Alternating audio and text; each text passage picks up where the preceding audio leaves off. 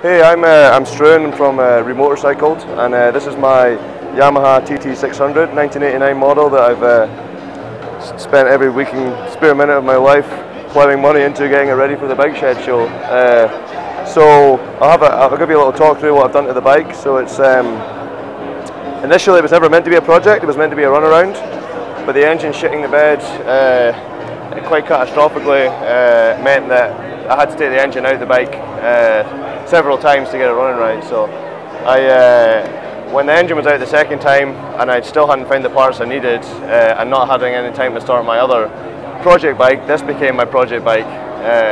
Last year at the show I was sat looking and I had the idea that I would like my bike to be here next year, so that's exactly what happened. So I've been I think since the end of February when I got accepted, I've just been head down trying to get this bike finished. So once I got the engine was already apart. I had it all vapor blasted. Not without that had some issues as well. Trying to find a cylinder head for that particular model of Yamaha TT600 was quite difficult, but I got some helpful people who helped me out with that. So while the engine was out and getting vapor blasted, some of the other parts were getting vapor blasted, swing arm, the fork lowers, handlebars and everything else. So I've managed to fit a Honda CB360 tank, so that had to be different points welded on, additional mounts put in so it sits nicely on the bike. This is the second tank because the first one was pinholed full of holes, which was less than ideal. 3 weeks before the build that my painter discovered that. So and then I've got rid of all the plastics that initially came with the bike.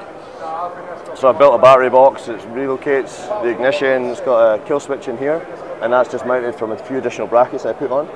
The seat was fiberglass base, and then there's a person called French Touch Upholstery in Aberdeen that sorted me out with a seat colour. This rear mudguard I made out of a mould, so it's fiberglass mould. So I used the existing mudguard, but I didn't like how long it was. There was a few dips in it, so I made a mould out of fiberglass and then got that cut nice and pretty. And the painter was able to tidy it up a little bit because I left it still a bit dog-eared. Got new wheels from Hand Wheels in the Netherlands. So they had a few issues with wheels, time constraints. Suppliers let me down, so Hand Wheels came through, built me a rear wheel to my original hub, and a week ago, they ended up pulling it out of the bag and managing to get me a front wheel as well because my supplier had let me down. So these look really good with the hydro tyres. All of it's been powder coated, frame's been powder coated, frame's been shortened as well, and I reused the existing frame loop just because I wanted the bike to look almost original rather than like a different profiled frame loop. And then all of it's been sprayed in a pearl satin Subaru white.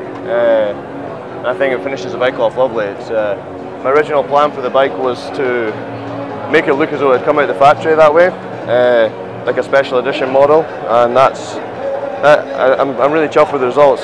It's been a lot of, oh actually that's quite cool. We had some 3D printed velocity stacks, which probably aren't ideal for it being a scrambler, and I need to kind of get some gauze over there, but I can't ever really see this thing getting touching dirt if I'm being honest. So yeah, it's been a bit of a mission and a huge amount of learnings, but it's been great to see my bike here at the end of the day, and all the appreciation it's getting from the folk like yourself and other people. So yeah, it's brilliant.